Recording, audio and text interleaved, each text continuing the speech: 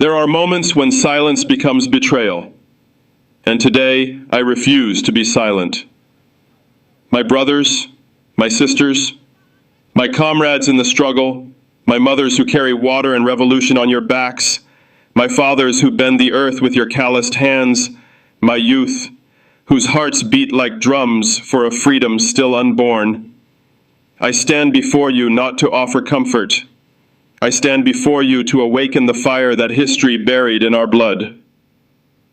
Tonight, I do not speak as a president. I speak as a son of Africa, a continent whose spirit has been looted more than her gold, a continent where the soil bleeds diamonds and the people bleed silence. There comes a moment in the life of every nation when words must rise sharper than swords, a moment when the truth can no longer hide behind diplomacy, behind protocol-fatigued silence. And make no mistake, we are living in such a moment. We are standing on the edge of something vast, not a cliff, a crossroads. And what we choose next will echo for generations to come. Let me tell you a truth that the powerful do not want whispered, let alone shouted. The storm is not coming. The storm is already here. It does not come with tanks. It comes with loans. It does not come with soldiers. It comes with consultants. It does not come wearing a uniform. It wears a suit, and it speaks French, and it speaks English. But it never listens in Murray, in Dula, in Bambara. It is the storm of a system, old, dressed in new clothing. Neocolonialism is not an idea. It is a contract. It is a currency. It is a curriculum. And in that contract, we are not citizens. We are signatures. I have walked the red dirt roads of Kaya, the narrow alleys of Bouaké, the mining pits of Gawa. And I ask you, how can a land so blessed be so broken? I have seen boys studying under broken street lamps while the minerals beneath their feet light up Paris. I have seen grandmothers wait hours in line for water while the corporations drill under their homes for oil. I have seen teachers teach with empty stomachs and nurses cry over machines that haven't worked since independence. What kind of independence is this? Is this the freedom our ancestors died for? Is this the liberation that came dressed in flags but shackled in debt? They told us the colonizer left, but he only moved upstairs. He no longer needs to beat us to rule us. He pays others to do it for him. He no longer steals openly. He writes the rules of the game and smiles as we play ourselves. And yet, they tell us to be calm. They tell us to wait. They tell us to partner, to cooperate, to restructure, to integrate. But I say to you today, with no shame in my voice and no fear in my heart, Africa does not need partners in pillage. Africa needs power in its own hands. I speak with urgency not because I enjoy drama, but because every second an African child dies of hunger in a continent that feeds the world. Because every hour our soil is emptied and our people are silenced. Because every day we delay, another future is stolen. There is no luxury of neutrality. There is no time for the cowardice of comfort. Silence now is not wisdom, it is betrayal. Our generation must break the cycle. We must rip the mask off this system and show the people what lies beneath. Not partnership, plunder, not aid, addiction, not cooperation, control. I do not stand here alone. I speak with the voices of millions who have been told to sit down. I speak with the voice of a mother in Bulsa who buries her child with tears instead of medicine. I speak with the voice of a miner in Yamoussoukro who can no longer breathe but cannot stop working. I speak with the voice of a nurse in Fada who must choose which patient to save because there are not enough supplies for both. So no, I will not be polite. I will not beg for crumbs from tables built with our timber. I will not smile for cameras while our youth drown in the Mediterranean. I will not shake hands with thieves wearing tailored suits. The time for permission is over. My people, hear me. We do not speak today for violence. We speak today for vision.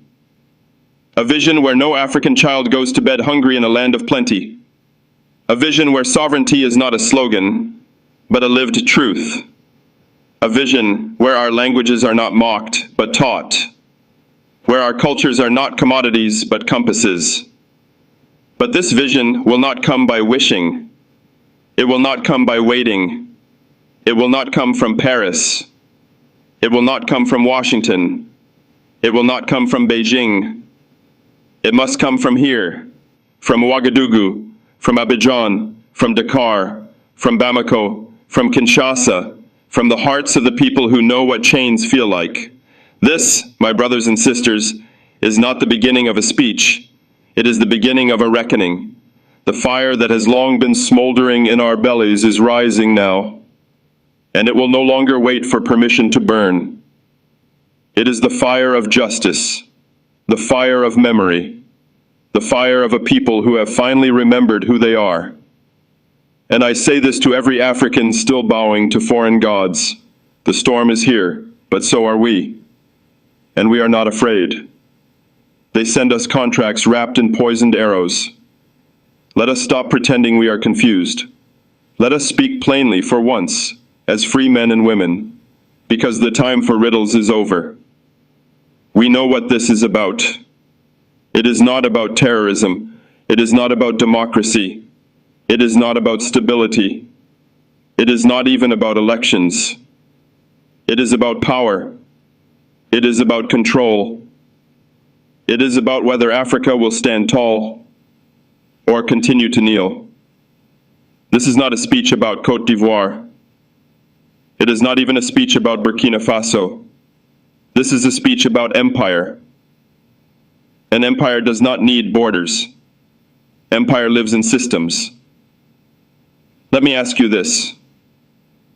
What do you call it when a foreign power controls your money? When you must ask Paris for permission to print your own currency? When every transaction your nation makes sends a thank you note to the French Treasury? You call it the CFA franc, but I call it a colonial shackle made of paper and ink. You want to speak of sovereignty while using a currency you don't control? You want to speak of freedom while paying a price to leave the cage? The CFA franc is not just money. It is memory, a daily reminder that we are not yet free. And some of our so-called leaders defend it, not because they believe in it, but because they are afraid of what true independence might demand of them. They say it guarantees stability. But stability for whom? For the farmer who cannot afford fertilizer made from his own soil? For the street vendor who pays inflated prices while raw cocoa is exported for pennies? Or is it stability for the companies in Marseille and Lyon and Nice who profit from African sweat with French fingerprints? They tell us about the IMF, that international institution with a beautiful name and a broken conscience. They come into our countries with reports, with models, with reform packages. They tell us to tighten our belts. While their consultants fly in on business class tickets and sleep in hotels our teachers can't afford for a single night. They say, cut public spending, privatize your water, fire your workers, sell your land. And they call it development. Let me tell you what development means to them. It means underdevelopment for us. It means their companies own our ports. It means our budgets are dictated by outsiders who don't know the names of our rivers or the faces of our poor. This is not aid. This is arithmetic for domination. They say, here is a loan, but the interest becomes a leash. And when you struggle to repay it, they say, you are irresponsible. No, brothers and sisters, we are not irresponsible. We are resisting an architecture that was never built for us to rise. And then, when we try to stand on our own, when we say we will build our own banks, our own institutions, our own solutions, they say we are radicals. They say we are rebels. They say we are threats.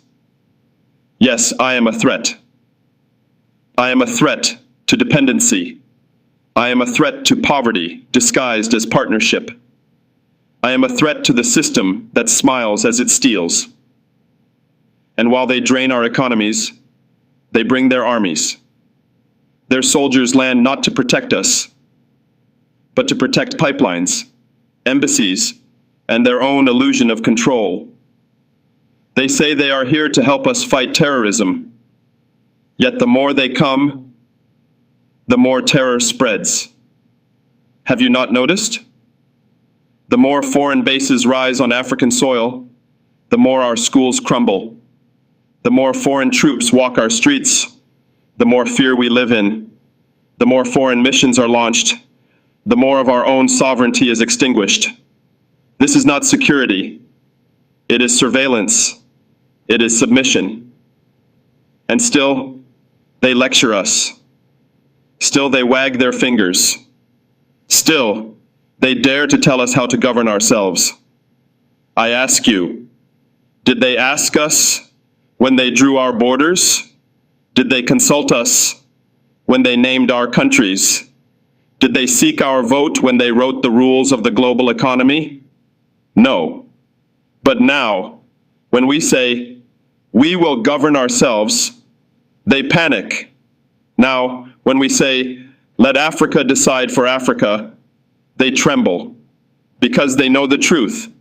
And the truth is this: the only thing more powerful than an empire is a people who have remembered their power.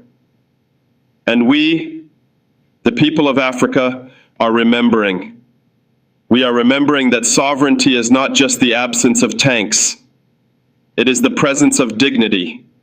It is the right to feed ourselves with our own hands, to build roads that lead somewhere, to educate our children without foreign curricula that teach them to hate their ancestors.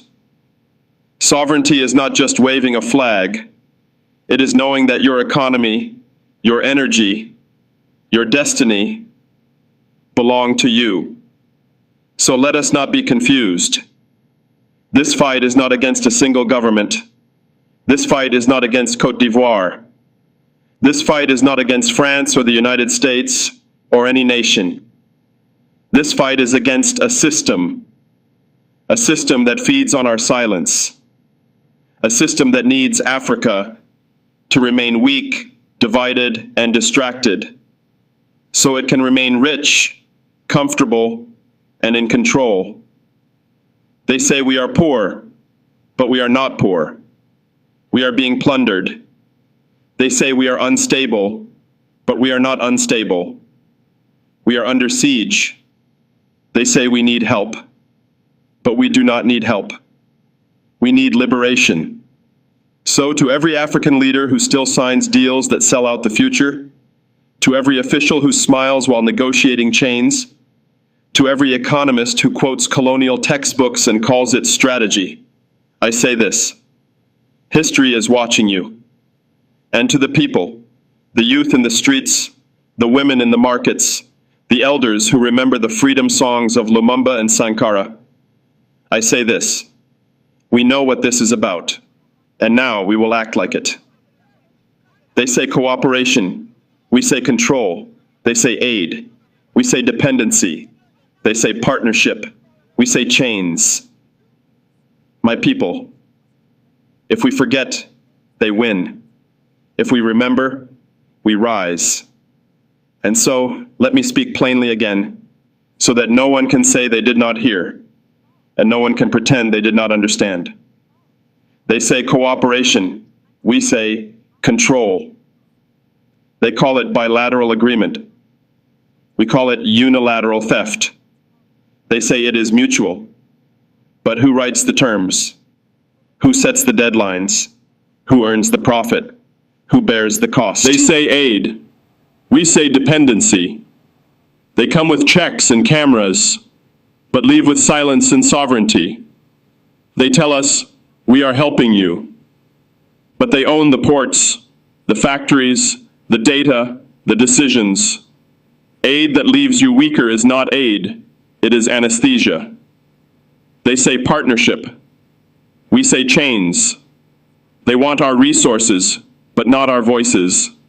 They want our votes at the UN, but not our vetoes. They want our youth as cheap labor, not as leaders. This is not partnership. This is polite piracy. So I say it again.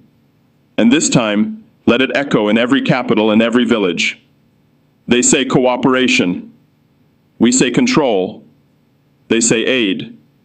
We say dependency. They say partnership. We say chains. And what are the fruits of these relationships? Blackouts. How can a nation so rich in energy sit in darkness? We have rivers that roar, sun that scorches, wind that dances, and yet our hospitals flicker out at night. Why? Because our grids are not sovereign. Because foreign companies charge our governments to access what we already own. Empty hospitals. Doctors trained in Europe. Nurses full of love. And yet, no medicine. No electricity. No tools. The machines are silent, but the cries are loud. Why? Because we export wealth and import bandages, roads to nowhere. Oh yes, they build roads, big ones, shiny ones, 4 lanes, with names in French. But where do they lead? They lead from mines to ports, from plantations to export hubs, from extraction to exit, not from the village to the clinic, not from the farm to the market, not from the youth to the future. These are not roads for the people. These are pipelines for plunder. They do not want to develop Africa. They want to extract from her more efficiently. And still they speak of generosity. Still they pose for cameras at summits for Africa. Summits we do not shape. Summits where we are spoken about, not spoken with. Still they send us lectures disguised as training. Still they host us in ballrooms and pretend we are equals. But let me tell you what we are. We are no longer beggars in our own land. We are no longer students at the feet of thieves. We are no longer interested in your applause. We want our autonomy. Because something is happening, my brothers and sisters. Something is burning, and it is not the forests, it is us. The fire that once flickered in whispers has grown. It is not a fire of chaos. It is a fire of clarity. It is the fire that makes the coward tremble. It is the fire that makes the puppet sweat. It is the fire that says, we are not afraid, we are awake, and we are done. This fire does not respect borders drawn in Berlin. It does not ask permission from diplomats. It does not bow to white papers or World Bank reports. The fire burns in Bouaké. The fire burns in Bamako. The fire burns in Bobo Dioulasso, in Niamey, in Daloa, in Kano, in Kisangani, and soon it will cross borders. Because the youth of Africa are no longer waiting for elections that offer no choice. The mothers of Africa are no longer waiting for food that never comes. The workers of Africa are no longer waiting for wages that never rise. We are not waiting. We are building. We are marching. We are remembering. And what we remember is this. Africa does not owe anyone an apology for seeking dignity. Africa does not need a license to liberate itself. Africa does not require validation to breathe freely. Let the empire call us rebels. Let the bankers call us risky. Let the press call us dangerous. We will wear all their labels like armor. Because when the fire comes, it will not be stopped by editorials. It will not be extinguished by think tanks. It will not be calmed by another summit. The fire is not asking for permission anymore. The fire is coming. And when it arrives, do not ask who lit it. Ask who tried to put it out. My brothers and sisters, it is easy to speak of empire as a distant shadow, but the wounds it leaves are raw and real, not somewhere else, but here now in our own homes. Let me tell you about Awa. Awa is a girl of 12 in Bulsa, a small town you may have never heard of, but a place where dreams flicker under a single street lamp. Every night, Awa studies by its weak light. She does not have electricity in her home. No fan to chase the heat. No computer to open the world. Just a single flickering lamp, sometimes failing, and the hope that knowledge will be enough. Her mother sells yams at the market. Her father works in a mine that pours gold into foreign pockets, but brings back little to their table. Awa dreams of becoming a doctor, to save lives in her community. But every day, the path grows harder, because the school has no books, because the hospital where she dreams to serve is empty, because the power grid fails before the sun sets. Awa's story is not unique. It is the story of millions. Then there is Musa. Musa is a nurse in Fada Ngurma. He works in a hospital funded by foreign aid, a hospital built with promises and broken treaties. One night, a mother came in with her child, desperately ill. The machines were silent. The lights flickered out. Musa held the mother's hand as the child slipped away. Because the generator had failed, because the medicine was not in stock, because the system was broken. Musa cries in the quiet hours, not just for the child, but for a nation that exports gold, but cannot power its own hospitals. And then there is Kofi. Kofi is a farmer in northern Cote d'Ivoire. He works the land his ancestors handed down, rich soil but poor harvests. He wants to buy fertilizer made from the very minerals his land produces. But the prices are set by companies he cannot influence. He watches as the fruits of his labor are shipped abroad, while his family struggles to eat. Kofi's hands are calloused. His spirit is tired. But he still wakes every morning, hoping tomorrow will be different. These are not just stories. They are the pulse of our nation, the heartbeat of our people. And I say their names today, because naming is the first step to justice. Awa, Musa, Kofi, we see you, we hear you, we fight for you. Our revolution is not for abstract ideals. It is for Awa's candlelit studies. It is for Musa's silent tears. It is for Kofi's hungry children. When we speak of sovereignty, it is for these faces, for these lives. We owe them more than words. We owe them action. No more empty promises. No more foreign speeches. No more waiting.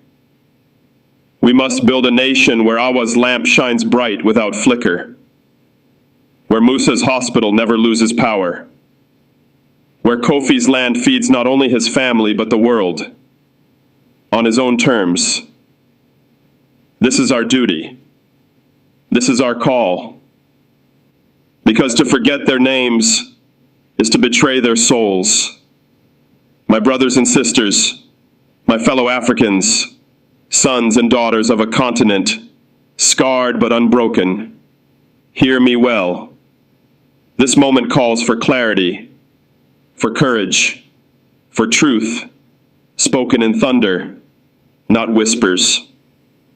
I stand before you to name the enemy, not the neighbors who share our land, our rivers, our dreams, not the families who live beside us in cities and villages, not even the politicians who claim to serve, though they sometimes stumble. No. I speak of the empire that tightens its grip on our throats. The empire that does not wave its flag openly, but whose hand shapes our destiny behind closed doors. The empire is not a distant myth. It is a living, breathing force. It wears no single face. It wears many. It is the currency that enslaves us, the CFA franc, a relic of colonial chains disguised as financial stability. It is the international lenders whose loans grow like weeds, strangling our economies. It is the foreign military bases dotting our lands, not for our protection, but for their interests. It is the elites who line their pockets while their people suffer. Elites who trade our futures for foreign gold, foreign approval, foreign comfort. The empire's power is subtle, relentless. It whispers in the halls of power, it writes the rules of the game, and it smiles when we play by them. But here is the truth the empire fears most. We see through the veil. We know the game, and we refuse to play it any longer. Look across this continent, from Bamako to Abidjan, from Niamey to Kinshasa. We are brothers and sisters connected by blood and struggle. Our languages may differ, but our hearts beat the same drum of freedom. The empire thrives on division.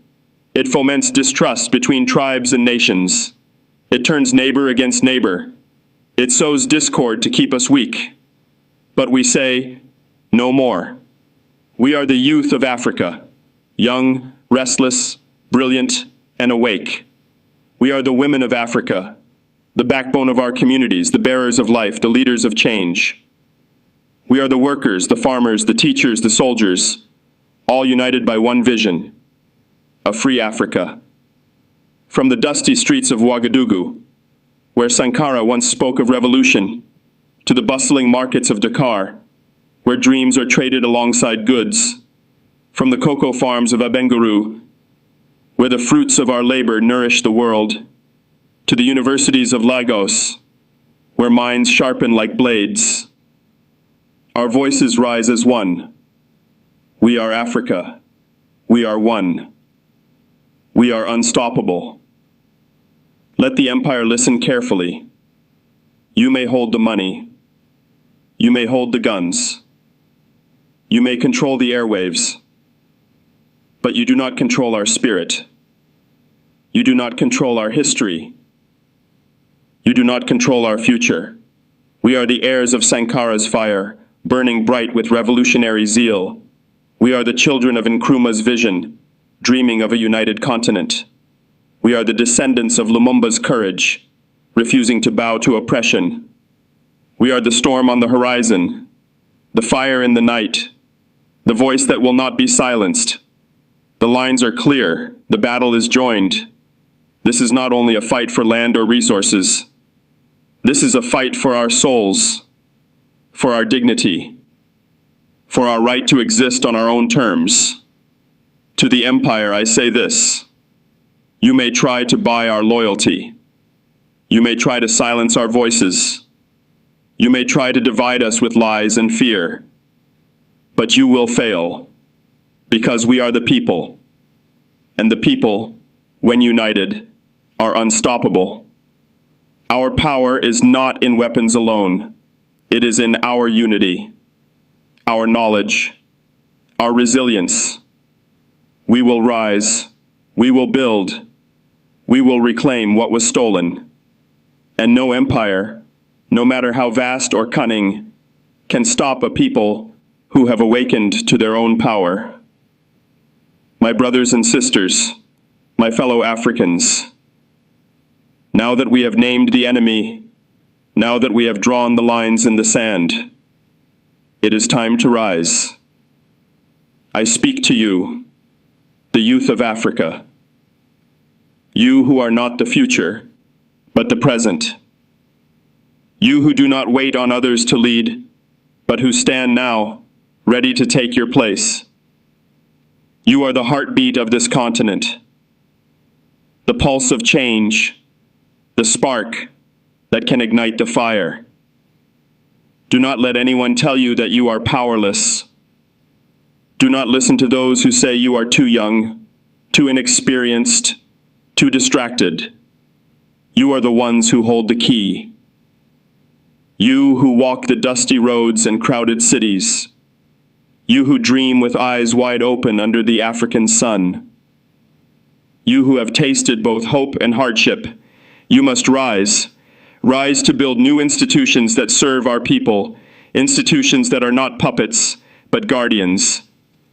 Rise to reclaim banking systems that are ours, sovereign, independent, and proud. Rise to craft local solutions born from our realities, not imported blueprints designed for others. We do not rise because we are angry. We rise because we remember who we were. We remember the spirit of Sankara, who called on us to dismantle the old to build the new. We remember the courage of Nkrumah, who dreamed of a united, self-reliant Africa. We remember Lumumba, who spoke truth to power even at the cost of his life. Their dreams are alive in us, and now it is our turn to carry the torch. Wake up to the power of unity. Wake up to the strength of self-determination. Wake up to the demands of the people. And to our neighbors, even those still under the shadow of empire. Know this, our message is not war. Our message is wake up. Wake up to the chains that bind us all. Wake up to the promise that we can break them together. From Lagos to Libreville, from Harare to Tunis, from Nairobi to Nouakchott, the call is the same. Build bridges, not walls. Forge bonds, not borders. Create systems, not shadows. The task before us is great. The sacrifices will be many. But the reward is freedom. Freedom to govern ourselves. Freedom to feed our people. Freedom to educate our children. Freedom to define our destiny. Africa, the time to rise is now. Let no one tell you otherwise. Because when Africa rises, she rises with a power that shakes the foundations of empire. She rises with a voice that cannot be ignored. She rises with a heart that refuses to be broken. Rise, Africa. Rise to build. Rise to resist. Rise to reclaim. The future waits for no one, and it belongs to those who dare to seize it. My people, for too long, we have been polite, too patient, too forgiving. We have bowed our heads at international forums. We have smiled for cameras that record but do not listen. We have waited for permission to speak, to act, to live freely. But the fire that burns in our hearts, is no longer asking for permission, no longer seeking approval, no longer hiding behind cautious words. The fire is coming, and it will not be contained by walls or borders. It will not be silenced by soldiers or sirens. It will cross deserts and oceans, forests and cities. It will speak through the mouths of those you tried to silence, through the hands of those you tried to bind, through the feet of those you tried to stop. And when it arrives, do not ask who lit it. Ask who tried to put it out. For the fire is not chaos.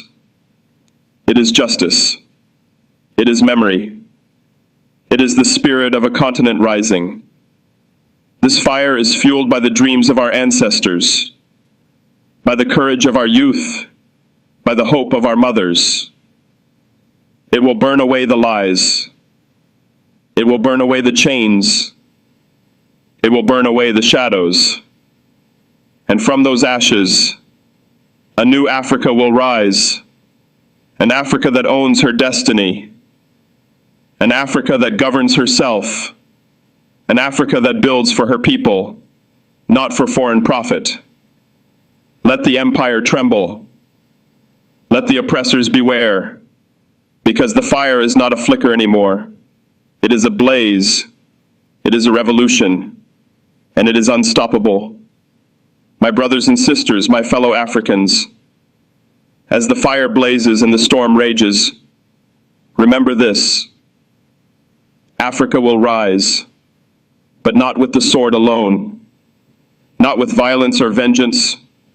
She will rise with the pen, the hand, the mind, with the wisdom of our elders, with the courage of our youth, with the labor of our farmers, with the creativity of our artists, with the discipline of our soldiers, with the love of our mothers. We will build differently. We will speak differently. We will own our future. No longer will we be spectators in our own history. No longer will we wait for permission to live freely. No longer will we allow others to write our stories. This time, we write it ourselves.